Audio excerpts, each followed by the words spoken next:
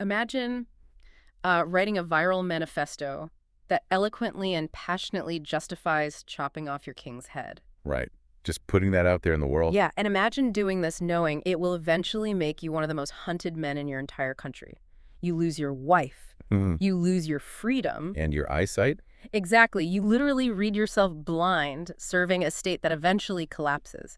And it is in that absolute darkness, hiding from the executioner's block, impoverished and terrified, that you sit down and dictate the greatest epic poem in the English language. It sounds like a movie, but it's history. It really does. Today we are diving into the beautiful, chaotic, and incredibly muddy world of John Milton. It is a world that is so far removed from the, sterile, quiet image we usually have of classical poets. The reality of Milton's life and the history he lived through is visceral.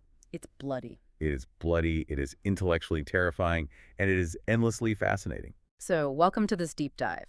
If you are cramming for a massive exam on 17th century literature, if you're trying to wrap your head around his poetry, or if you are just insanely curious about one of the most brilliant and contradictory minds in human history, you are exactly where you need to be. Absolutely. Our mission today is to completely master John Milton.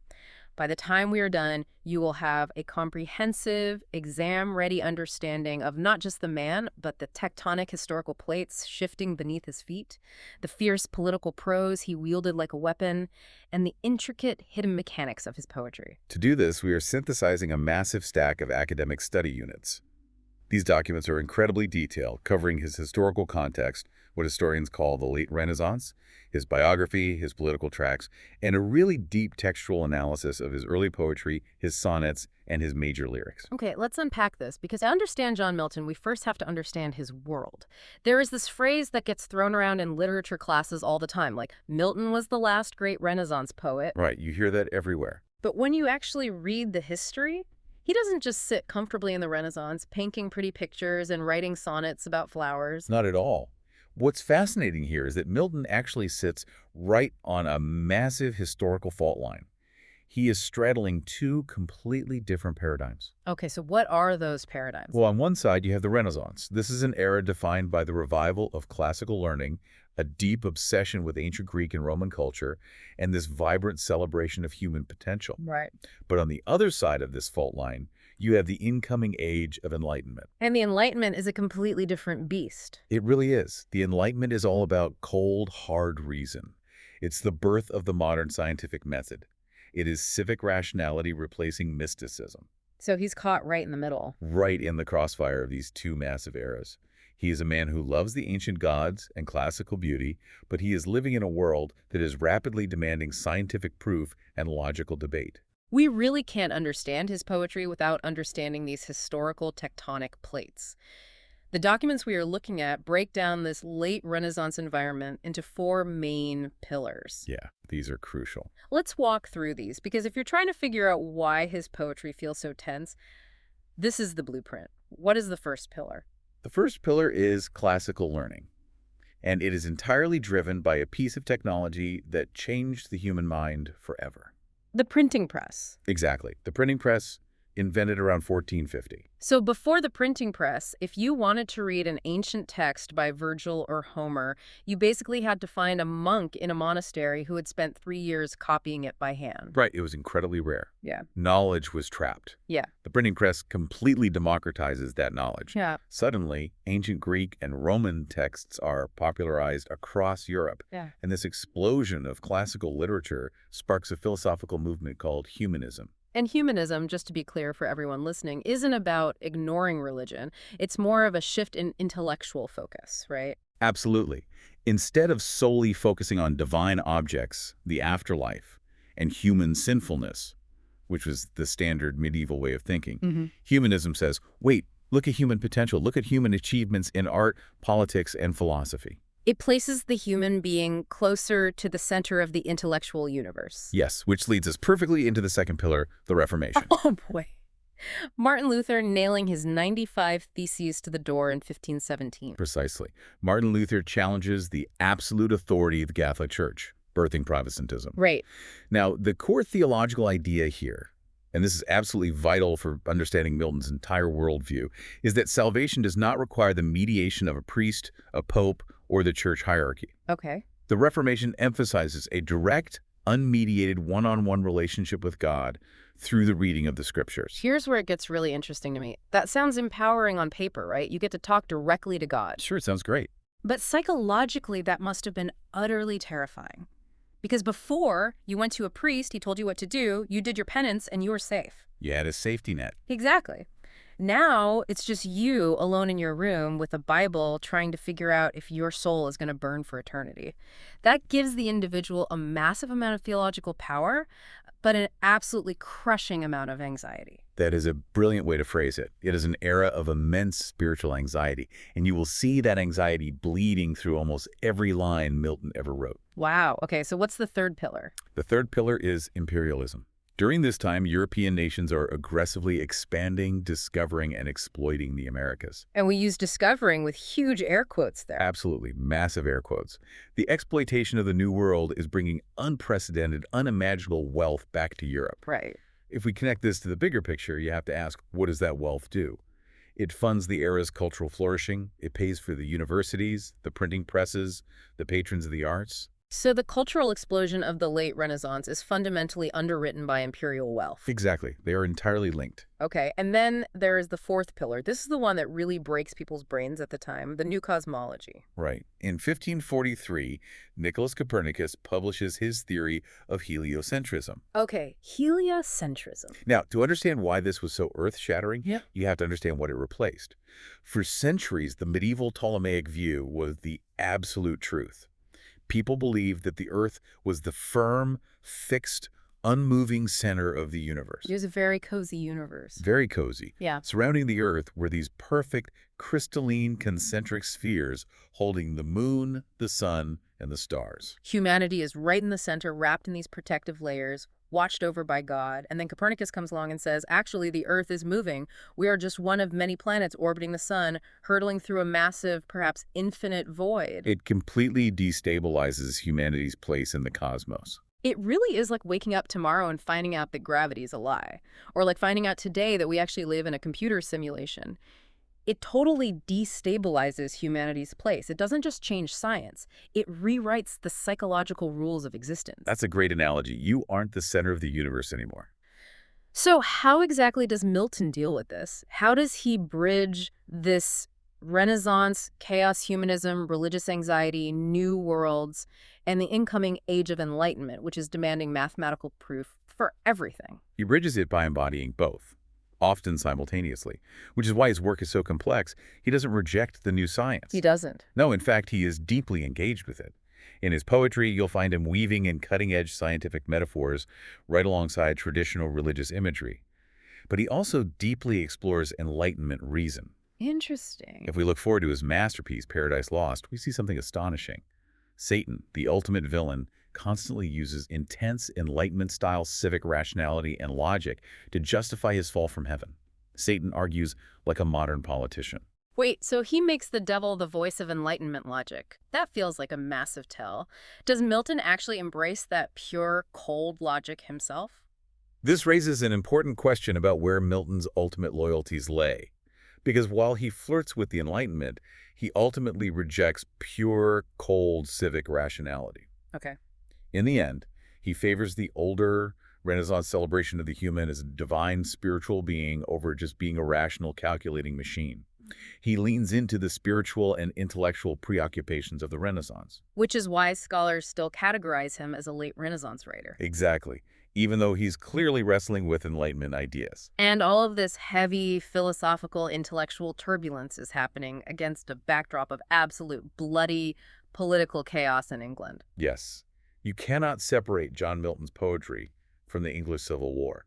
To understand what he is reacting to, you have to understand the transition of power. Right. Let's get into the politics. In 1603, Queen Elizabeth I dies without an heir.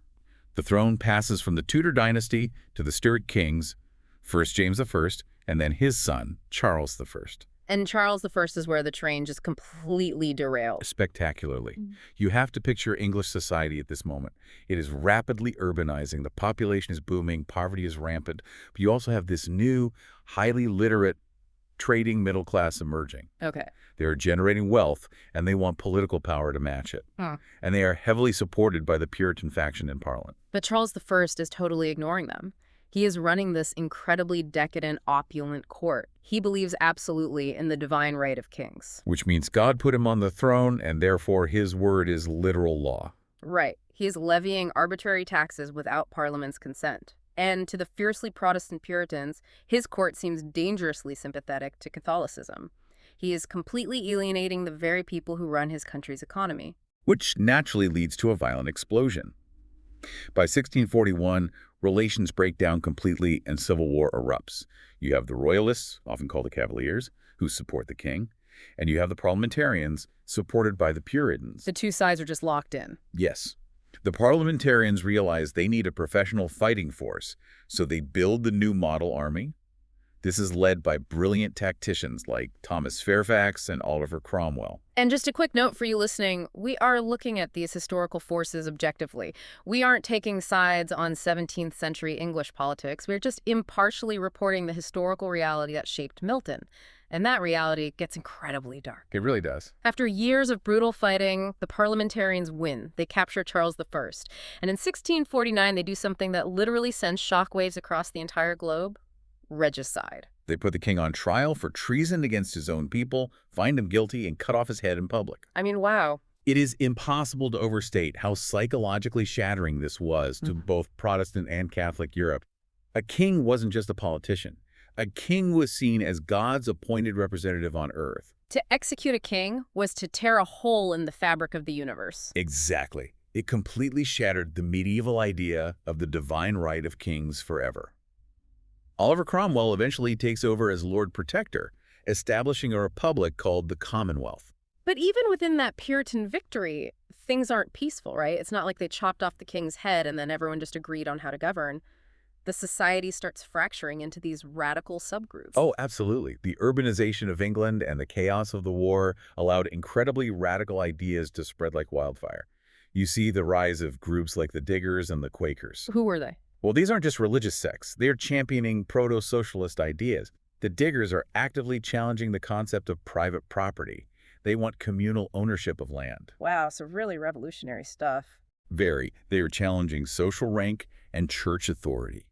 You even have female Puritan preachers emerging and speaking in public spaces, which was a massive, radical challenge to the strict patriarchy of 17th century society. Again, we're not endorsing any political viewpoints here, left or right. We're just reporting what the sources say about the intellectual powder keg of the time. Because this physical and political turmoil has a massive, immediate impact on literature. It's a huge impact. The popular Jacobean theater, the world of Shakespeare's successors, all those bloody revenge tragedies, is basically wiped out because the Puritans, who are now in charge, view the theater as a den of sin and licentiousness. So they just forcibly close them down. So all that immense creative energy in London has to find a new outlet. It flows away from the stage and into the printing presses. You see an explosion of political pamphleteering, religious tracts, and aggressive prose. Right. In terms of poetry, the dominant trend becomes what we call metaphysical poetry. Think of writers like John Donne and Andrew Marvell. And metaphysical poetry, just to give a quick sense of it, is very different from epic poetry. It's highly intellectual, often short, playful, and it relies on shocking, unconventional imagery. Like comparing two lovers' souls to a drawing compass. Exactly. It's witty, complex, and intimate. But our subject today, John Milton, looks at that hugely popular metaphysical trend and largely ignores it. He does. He doesn't want to write witty little poems about fleas and compasses. He is looking backward, stubbornly holding on to classical, epic ambitions.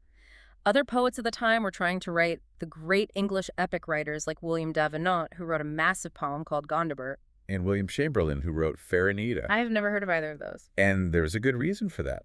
They failed. They completely missed the mark. They couldn't capture the spirit of the moment. Why did they fail when Milton ultimately succeeded? They failed because they didn't know how to merge the ancient grand form of the classical epic with the agonizing contemporary political and spiritual crisis of the English Civil War.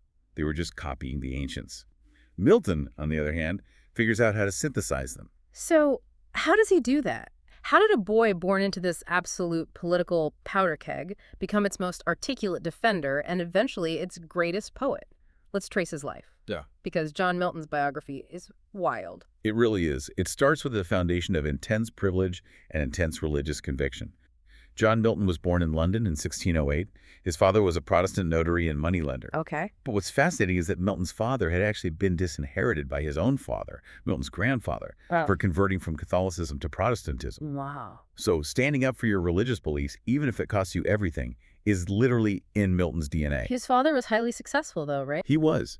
He was wealthy enough to pamper Milton with a truly unbelievable education. Milton goes to St. Paul's School, where he learns Latin, Greek, and Hebrew. He has private tutors for modern languages like French and Italian. He's a linguistic genius. And then in 1625, he goes to Christ's College, Cambridge, and he gets a very specific nickname while he's there. They call him the Lady of Christ's. Yes, and that nickname tells us so much about his personality. They called him the Lady, partly because he had very fine, delicate, almost feminine facial features, but mostly because of his intensely chaste lifestyle and his immense pride. Imagine a 17th century college campus. The other young men are out drinking at taverns, chasing girls, engaging in standard collegiate debauchery. Standard student life. Exactly. But Milton is not. He is an extreme introvert. He is in his room, intensely focused on his studies, trying to blend Christian theology with Platonic philosophy. Right. Okay, I have to push back a little here. When you describe him like that, it sounds insufferable. So he was this pampered, incredibly handsome guy, funded by his dad's money, who swore off partying to sit in his room, read ancient Greek, and declare himself a future epic poet. That sounds a bit pretentious, right? A little bit, yeah. How does a guy who is that detached from reality go from being a scholarly introvert to a political revolutionary who defends cutting off a king's head? It feels like a massive leap. It is a massive leap, but the bridge between those two identities is how incredibly seriously he took his own intellect and his sense of moral duty. Okay. When he left Cambridge with his master's degree in 1632, the standard path for someone of his education was to join the clergy. Everyone expected him to become a priest in the Church of England, but he refused. Why? He hated what he saw as the corruption and tyranny of the church hierarchy. He felt he couldn't speak the truth in a corrupt institution. So, completely supported by his father's money, he moves back home. Ah, the classic post-grad move. Moving back in with your parents because you hate the system. Right. But he doesn't just sit around moping. He embarks on a period we call the Horton years, named after the village where his family lived. For 6 solid years, from 1632 to 1638, he engages in a program of intense, obsessive, self-directed study. 6 years. 6 solid years. He reads essentially everything available in the Western canon. He reads theology, philosophy, geography, astronomy, history, mathematics, and music. He is consciously, deliberately building the vast intellectual reservoir that he knows he will need to pour into his future epics. It's like he's putting himself through a hyper-intense PhD program of his own design. Exactly. And then after 6 years of reading, he takes a gap year, the Grand Tour. He is writing Latin poetry, debating with Italian intellectuals, and actually gaining quite a bit of fame over there. But the most incredible moment of this trip is who he manages to meet. This is a huge moment. He gets an audience with Galileo. Yes. If we connect this to the bigger picture of Milton's life, this meeting is utterly profound. Remember that fourth pillar of the era, the new cosmology? Galileo championed the Copernican heliocentric theory that the Earth moves around the sun. And because of that, Galileo was tried by the Catholic Inquisition and placed under permanent house arrest. Okay, wow. So for Milton, a young, fierce Protestant obsessed with intellectual freedom and scientific truth, meeting the imprisoned, aging Galileo must have been like meeting a living saint, a martyr for truth who was crushed by tyranny. Milton actually writes about this meeting later in his life, and you can see how it solidified his hatred for censorship. But his grand tour gets cut short. News reaches him in Italy that the political situation back in England is deteriorating. The Civil War is brewing. And here is where the pampered scholar finally becomes the public servant. He makes a huge choice here. He could have stayed in Italy, writing poetry and enjoying the weather. But his sense of duty pulls him back. He returns to London, and he makes a staggering decision. He basically shelves his epic poetic ambitions for 20 years. 20 years. 2 decades of his prime creative life. He puts his personal destiny on hold to serve the Puritan cause. He stops writing poetry almost entirely and starts writing fierce, combative prose defending religious and civil liberty. He throws himself into the political mud. He really does. But right in the middle of this intense public turmoil, he experiences a profound, humiliating personal crisis. The marriage crisis. Oh, this is fascinating. In 1642, Milton is 34 years old. He marries Mary Powell. Now, the context here is wild. She is a 17-year-old girl, the daughter of a royalist squire, meaning her family supports the king, while Milton supports Parliament. Complete political opposites. And on top of that, her family actually owed Milton's father a significant amount of money. It was an absolute disaster from day one. They were politically, socially, and intellectually entirely incompatible. After just 6 weeks of marriage, Mary asks to visit her family, leaves, and simply refuses to return. Imagine the humiliation.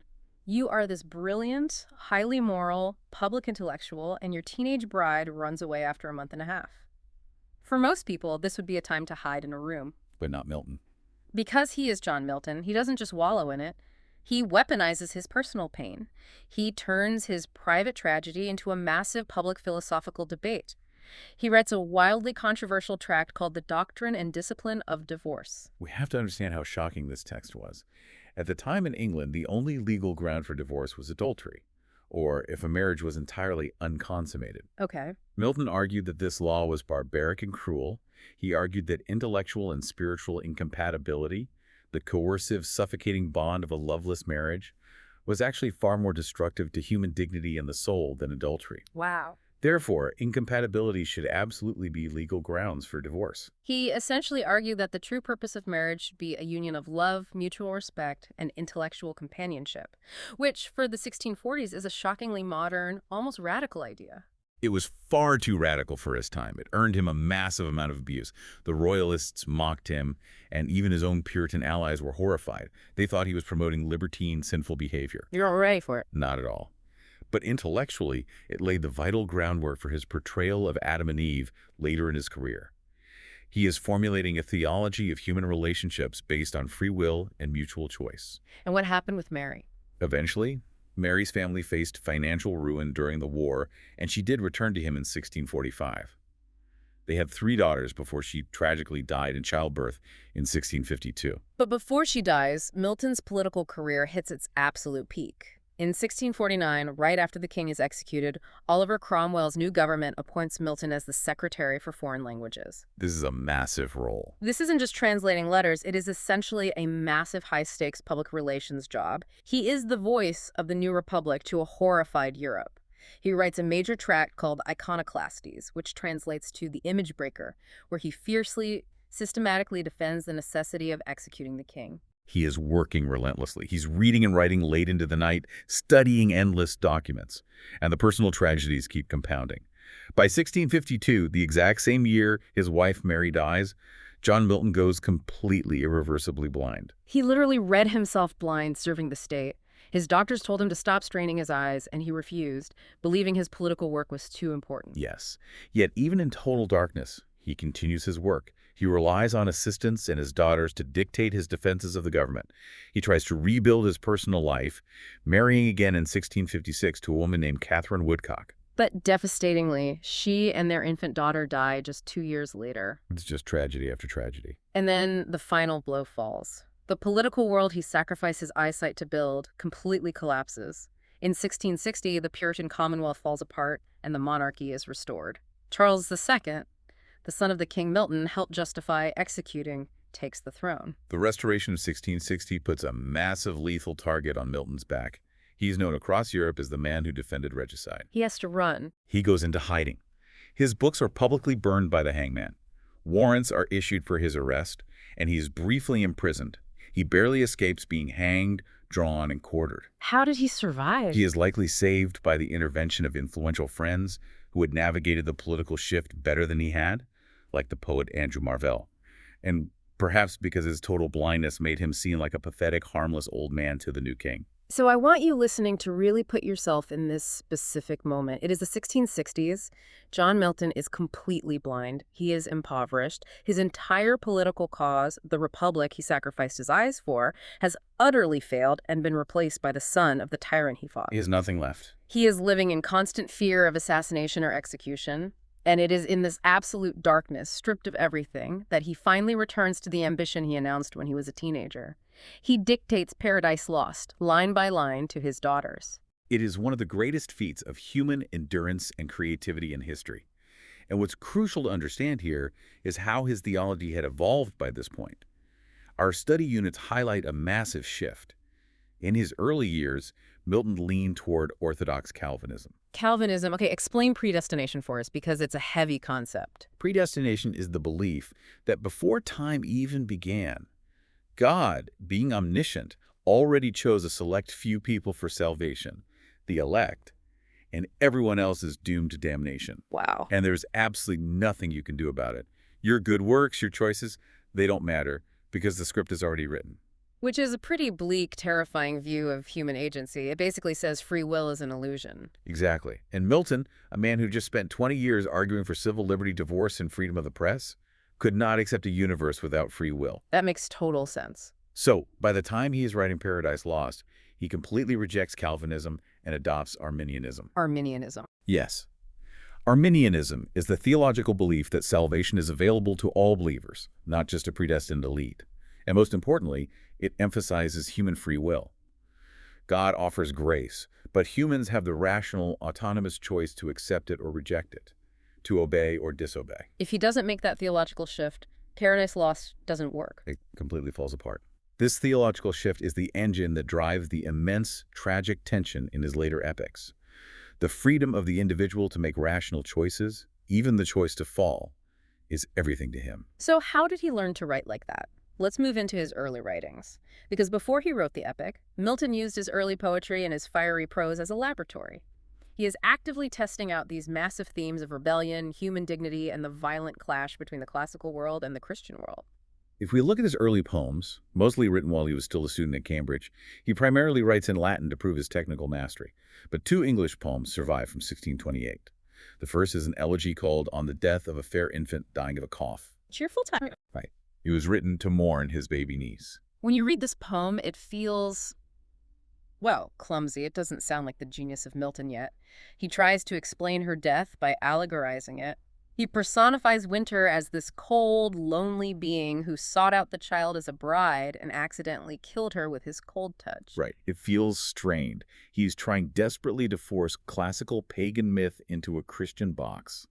He ends up telling the grieving mother that the child isn't just in heaven, but is now some sort of quasi-divine being standing between a wrathful God and sinful humanity. It's a lot. It is heavy with aggressive classicisms, and it almost entirely buries the actual human grief over a dead baby. It's an intellectual exercise rather than an emotional one. But the second poem from that exact same year, 1628, is a massive turning point. It's called At a Vacation Exercise in the College. This is a spectacular historical moment. Yeah. Milton's at a college festival. He is delivering a standard, formal Latin prose speech to his peers and professors. Very typical stuff. Exactly. But right in the middle of this very proper academic exercise, he suddenly interrupts himself. He switches from Latin prose into English poetry, and he publicly announces, in front of everyone, his ambition to write a massive cosmic epic in his native English language. He essentially plants his flag. He says, I'm not just going to write polite Latin verses, I'm going to write about the wheeling poles, heaven's door, the gods, and secret things that came to pass when nature was in her cradle. It's incredibly bold. He is choosing to follow in the footsteps of English poets like Edmund Spenser, elevating the English language to the level of Homer and Virgil. His ambition is staggering, Wow. and his sources of genius were incredibly broad. The Bible is always his primary source, the ultimate, undeniable truth of humanity for him. But he heavily utilizes Homer, Ovid's Metamorphoses, which was a massive influence on his ideas of transformation and myth, Virgil and Spenser. He just takes it all in. He is determined to weave them all together into a singular, unified vision. But then, as we discussed, the Civil War hits, and he pivots away from poetry and into prose. We have to spend some time on this new prose because the political pamphlets of the 1640s are essentially the birth of modern mass media. They absolutely are. Before the mechanical printing press became widespread and cheap, writers relied on wealthy, aristocratic patrons. If a lord is paying for your meals, you only write what the lord wants to hear. It's built-in censorship. Exactly. The printing press shattered that model. It created a direct commercial market to readers. It allowed for the incredibly rapid, cheap transmission of information, opinion, and outrage. It birthed a new, urgent, aggressive style of writing. When you look at the historical records, there is a sudden, massive explosion of news books and pamphlets during the war. It's chaotic. You have polite, highly intellectual theological prose on one side, and then you have scurrilous, vulgar, populist, insult-filled tracts on the other. Just completely polarized. And Milton's prose sat right in the middle. It was highly educated, but it was polemical. It was sweeping, argumentative, intensely political, and unafraid to be vicious. The absolute pinnacle of this prose is his 1644 tract, Areopagitica. Which is, to this day, basically the foundational philosophical text for the concept of free speech. Yes. The context is that Parliament, in an attempt to control the chaos, had passed a licensing order.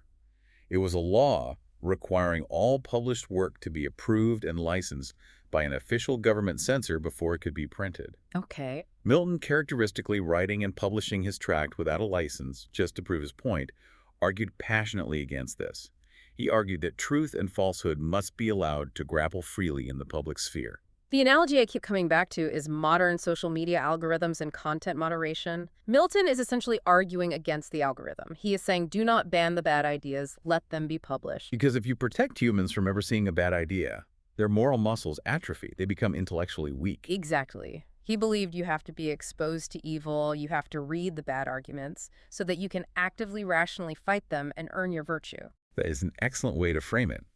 He famously wrote, "I cannot praise a fugitive and cloistered virtue, unexercised and unbreathed, that never sallies out and sees her adversary." That's a beautiful line. It is. He trusts the human intellect. He believes that in a free and open encounter, truth will always ultimately defeat falsehood. But here is where we hit a massive realization. If Milton believes so deeply in free speech, and if he spent 20 years defending a violent rebellion against a tyrannical king, doesn't that make the character of Satan in Paradise Lost, who famously rebels against the ultimate absolute authority of God, a bit too sympathetic? This is arguably the central, most fascinating tension of Milton's entire literary career. You have hit on the great paradox of John Milton. Okay, lay it out. His fierce political defense of rebellion against an earthly king inadvertently provided him with the exact vocabulary to make his depiction of Satan's rebellion incredibly compelling. I mean, Satan literally uses the exact same rhetoric of freedom, anti-tyranny, and self-determination that Milton used against Charles I. When Satan says, "Better to reign in hell than serve in heaven," he sounds exactly like a parliamentarian revolutionary. Exactly. Along with the politics of egalitarian rule and defying absolute monarchs, Satan almost comes to represent the suppressed, censored voice that Milton defended in the Areopagitica.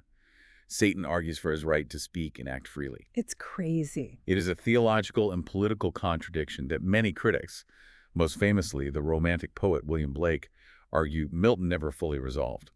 Blake famously said that Milton was of the devil's party without knowing it. Wow. He made his villain far too good of an orator, because to write the villain, Milton had to lend Satan his own absolute favorite political arguments. That is just brilliant. He accidentally made the devil a hero of free speech because he couldn't help himself. Okay, let's pivot and look at how this ideological struggle, this war between his love for classical pagan beauty, his devotion to Christian truth, and his own intense ambition plays out technically in his poetry. We are going to look at his two greatest early lyrics, the Nativity Ode and Lycidas. Let's start with, on the morning of Christ's nativity. He wrote this in 1629 when he was just 24 years old, waking up before dawn on Christmas morning. This is widely considered his first major mature adult work. Okay. And when you analyze it, it is basically a preliminary sketch, a testing ground for the massive epic scale he would use decades later in Paradise Lost. The structural mechanics of this poem are incredible, so let's break it down so you can really hear what he's doing. The poem is split into two distinct parts. Right. It opens with 4 introductory stanzas. These stanzas are 7 lines each, and they follow an ABABCC rhyme scheme. The rhythm is mostly iambic pentameter, the standard heartbeat rhythm of English poetry, but the final line of each stanza stretches out into a long hexameter line. This introduction is discursive, it's conversational, almost like an orator stepping up to a podium to introduce the birth of Christ. But then he shifts gears completely. The poem moves into the hymn, which consists of 27 stanzas, and the structure here changes drastically. These stanzas are 8 lines each. The meter becomes incredibly complex. It bounces rapidly. Right. It bounces rapidly between short, terse trimeters, just 3 beats, and longer pentameters. And then at the end of every single one of these 27 stanzas, he ends on an alexandrine.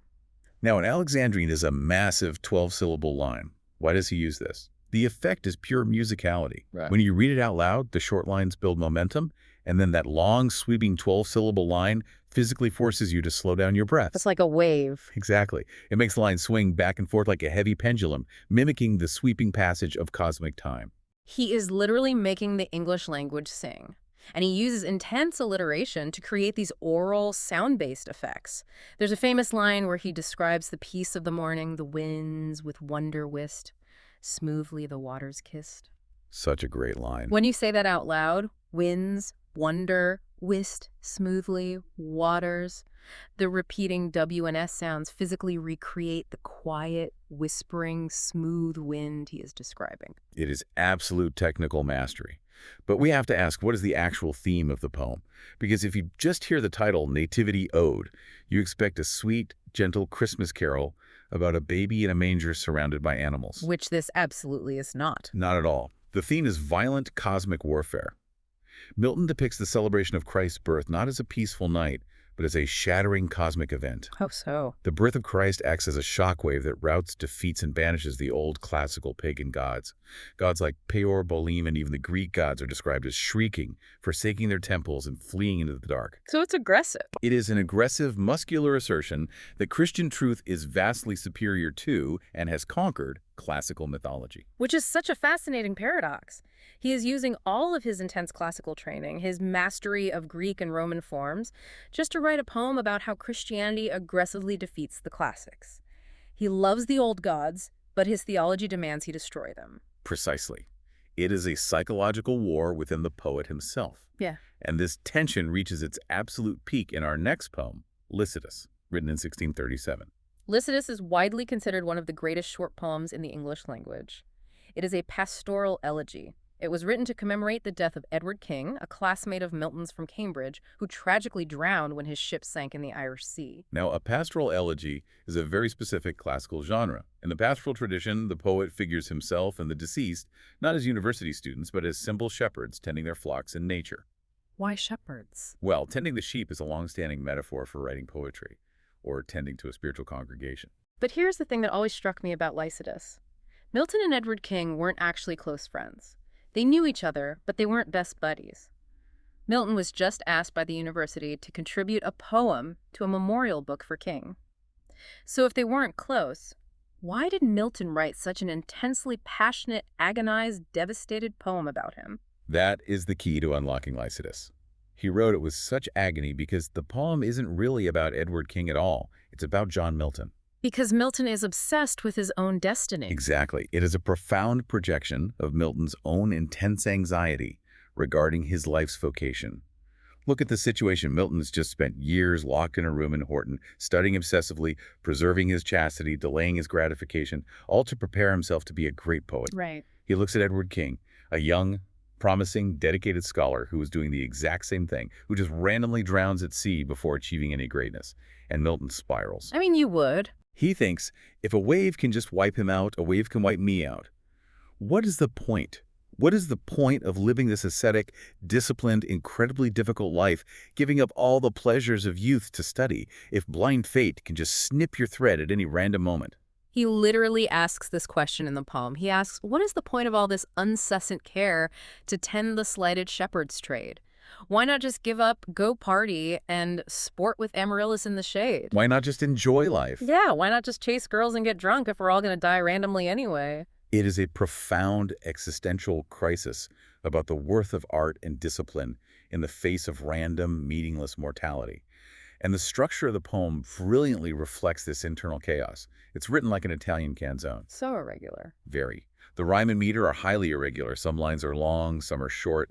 It feels unpredictable, almost like modern free verse in places, reflecting the chaotic, tossing waves of the sea that drowned King and the tossing waves of Milton's doubt. And Milton technically labels the poem a monody, which means a lament for a single voice, but it's a trick. It actually features multiple, powerful voices interrupting the main narrator, who is the grieving shepherd. Yes, this is where the poem becomes a polyphonic masterpiece. As the shepherd is despairing about the pointlessness of life, different figures step onto the stage to offer answers. Who's the first? First, Phoebus, the classical god, Apollo, the god of poetry, interrupts. Apollo tells the poet, "Don't worry about dying before you are famous on earth. True fame is an earthly rumor. True fame is eternal glory judged by Jove in heaven." So that's the classical answer. Fame is the reward. Right. Then Camus, the personification of the River Cam in Cambridge University, speaks, mourning the loss of a great scholar. But then the tone violently shifts. The final figure arrives, and it is St. Peter, the pilot of the Galilean lake. And St. Peter is absolutely livid. He is furious. He delivers this terrifying, wrathful speech condemning corrupt clergy. Because remember, in Christian allegory, a shepherd isn't just a poet. A shepherd is a pastor, a priest. St. Peter looks at all the corrupt, greedy bishops in the English church and says, "How dare the sea drown this good, pure shepherd, while all these corrupt, greedy wolves are allowed to live and gorge themselves?" The rage is intense. He threatens violent divine retribution against those who abuse their power, mentioning a mysterious two-handed engine at the door, ready to strike them down. The imagery is terrifying. So how does Milton resolve this massive clash? You have classical gods talking about fame and a Christian saint threatening violent justice. The resolution comes only when Milton completely abandons the classical framework and shifts entirely into the Christian register. He stops mourning the drowned, rotting physical body of Edward King. Instead, he imagines Lycidas's soul being lifted up to heaven through the dear might of him that walked the waves. Jesus Christ, he brings in the ultimate power over the sea. Yes. The Christian consolation of immortality ultimately wins out over the classical promise of earthly fame and the terror of random death. It wins, but it's a battle. Exactly. It only wins after a fierce, exhausting, agonizing ideological struggle within the text. The tension between the sensual, transient, chaotic physical world and the eternal spiritual truth is the engine of the entire piece. Which provides the perfect bridge into the next phase of his work.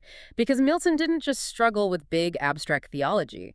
He struggled with the very practical nature of how a poet should actually live their daily life. And he explores this by writing two mirrored poems that argue from completely opposite lifestyles, L'Allegro and Il Penseroso. These were published in his 1645 collection. The titles are Italian. Allegro translates to the happy person or the cheerful man. Il Penseroso is the meditative person or the thoughtful man. They are dialectical opposites. They are meant to be read together as a debate. Let's start with L'Allegro. It opens by violently banishing melancholy. It has this 10-line staccato introduction where the meter rapidly alternates between short lines and long lines. It feels jagged, which reflects anger and revulsion towards sadness. It literally tells melancholy to go to a dark cave. But once melancholy is banished, the poem settles into this incredibly smooth, consistent rhythm. It's written in iambic tetrameter couplets. So that's 4 beats per line. It's very upbeat. It's light, rhythmic, and steady, almost like a quick walking pace. The poem describes an idyllic, perfect day in the country.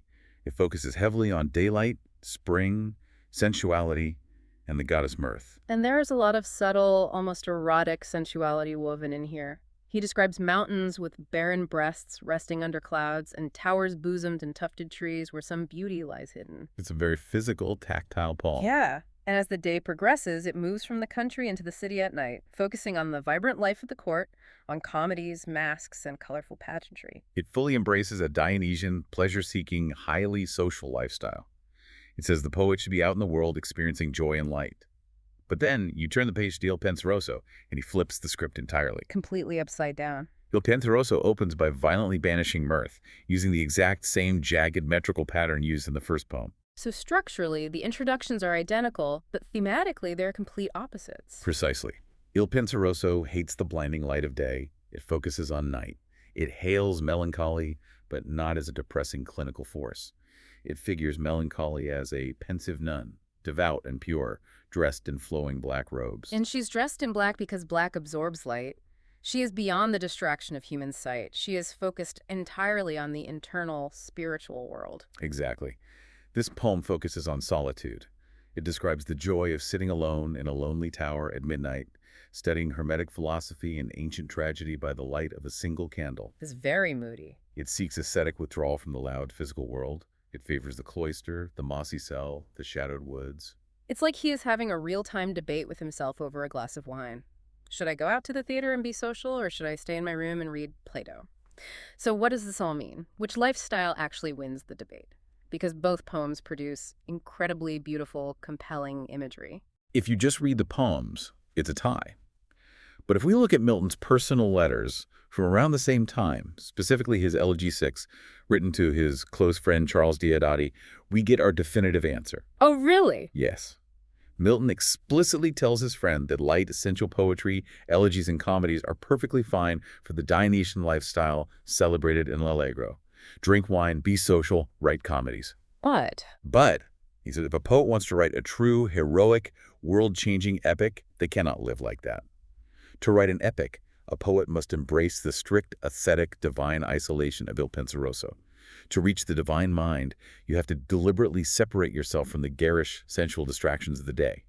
You must eat sparingly, drink water, and live in the shadows. Which is incredibly haunting considering what happens to him later in life. Because he doesn't just casually choose the dark, isolated world of Il Penseroso. That world is violently forced upon him when he goes completely blind. It becomes his reality. And that brings us to the final, most personal pieces of our deep dive. The sonnets, specifically how he navigates the terrifying reality of his blindness. We're looking at Sonnet 19 and Sonnet 23. Both were likely written around 1652 or shortly after, right as his world went completely terrifyingly dark. Let's look at Sonnet 19, which is famously known by its opening line, "When I consider how my light is spent." It's a classic Petrarchan or Italian sonnet. Structurally, that means it is exactly 14 lines split into two distinct parts, an octave, which is the first 8 lines, and a sestet, which is the final 6 lines. And Milton uses that strict structure perfectly to frame a psychological argument. The octave, the first 8 lines, is his lament. It is pure despair. Yeah. He's agonizing over the fact that his one talent, his divine gift and ability to write, is now, as he says, lodged with me useless. He is terrified that because he is blind, he can no longer serve God with his writing.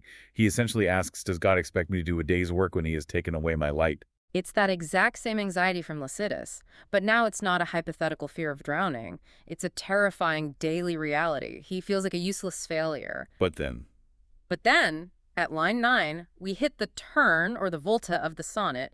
We enter the sestet, and the rhyme scheme changes to CDE, CDE.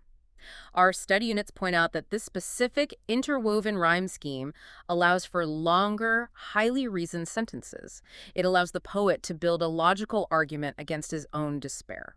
and the counter-argument comes from a personification of the virtue patience. Patience steps in, cuts off his murmuring, and corrects his theology. What does Patience say? Patience tells him that God doesn't actually need man's work. God is a king. He has thousands of angels speeding over land and ocean to do his bidding. The profound consolation comes in the incredibly famous final line, "They also serve who only stand and wait." It's a massive shift in perspective. He finds peace in humility. He accepts that his readiness, his devotion, and his internal submission are enough. He doesn't have to be out in the will and fighting. He just has to be ready in the dark. But if Sonnet 19 ends in peace, Sonnet 23 is, well, it's just emotionally devastating. It truly is. Sonnet 23 begins with the line, "Methought I saw my late espoused saint." It's a dream vision. He's dreaming of his dead wife, most likely Catherine Woodcock, who died in childbirth. He compares her to Alcestis from Greek myth. In the myth, Alcestis is rescued from the underworld by Hercules and brought back from the grave to her husband. In Milton's dream, his wife is brought back to him. It's a beautiful image. She is veiled, but he says he can see her inner goodness, her love, sweetness, goodness, shining clearly. And structurally, this sonnet does something radically different from Sonnet 19. The sestet's rhyme scheme is CD, CD, CD. This creates shorter alternating pauses. It doesn't offer a clean, logical argument like the previous sonnet. Instead, it builds a sense of mystery, of spiritual longing, and intense anticipation. Right. The rhythm mimics the feeling of reaching out for someone. He's leaning in. He says she leaned forward to embrace him, and you feel this soaring hope. And then the poem ends on the most devastating metaphysical twist imaginable. He writes, "I waked, she fled, and day brought back my night." It is a brilliant, agonizing use of paradox. For a sighted person, waking up brings the day, the sun, and the light. But for a blind man, waking up from a visual dream means returning to total, literal night. The light only exists in his dreams now. Metaphorically, it is the night of crushing grief, loss, and loneliness. The vision vanishes, and he is left awake, alone, in absolute darkness. It just gives you chills. It's so raw and so real. Okay, let's take a breath and recap this incredible journey. We started with the massive historical earthquakes of the late Renaissance, the clash between the humanism of the printing press, the spiritual anxiety of the Reformation, and the terrifying universe-shifting new science of Copernicus. We watched Milton navigate the bloody, chaotic transition of power during the English Civil War. We saw him make the ultimate sacrifice, shelving his epic poetic dreams for 20 years to fight for civil liberty and free speech with his fierce, controversial prose. We saw him meticulously craft his early poetry, wrestling constantly, almost violently, with the tension between the classical pagan beauty he loved and the strict Christian truth he believed in. And we saw him debate the very nature of a poet's life, ultimately recognizing that the path to true greatness lay in the ascetic, shadowed internal world of Il Penseroso. Which brings us to a final lingering thought, because we started this deep dive talking about the muddy waters of history and how hard it is to see the boundaries of eras clearly. But if you look at Milton's life, there is a profound paradox right at the center of his genius. There is. When Milton finally lost his physical sight, he was forced completely, permanently inward. The sensual, visible, distracting world of l'Allegro, the court, the sunlight, the physical beauty of nature, was permanently taken from him. He was plunged entirely into the dark, contemplative, isolated world of Il Penseroso. And it makes you wonder, could it be that Milton's tragic blindness was not the obstacle that almost prevented his epic? Could it be that his blindness was actually the very crucible that made the cosmic, invisible, sprawling visions of Paradise Lost possible? It's a striking thought. Because he couldn't see the literal world anymore, he was forced to look inward, to see heaven and hell with his mind's eye. It raises a powerful question for all of us, even today. In a world obsessed with screens and visual distractions, when the visible world is finally stripped away, what do we actually see? What do we gain when the lights go out? It's such a profound thought to leave on. Thank you so much for joining us on this deep dive. Whether you are walking into an exam room tomorrow or just walking away with a new appreciation for the absolute resilience of the human mind and the power of words, we hope you carry this knowledge of John Milton with you. Keep questioning the boundaries, and we'll see you next time.